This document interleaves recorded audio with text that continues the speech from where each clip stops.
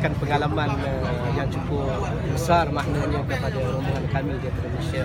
Dia dapat juga dipertemukan dengan proses pengadilan dan proses cambuk pada hari ini tersebut. Ini apa, melihat beberapa ini memang sudah diagendakan atau memang kita kalau ikut sebenarnya tidak diagendakan lebih awal. Kami hanya datang untuk libur saja, melihat tentang suasana selepas tsunami.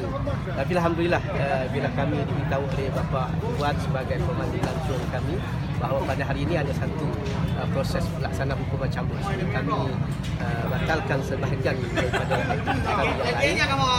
Kami semua hadir ke pekarangan masjid Babus Salam untuk melihat. Ini merupakan satu anugerah Allah yang cukup besar lah kepada rombongan kami pada hari ini.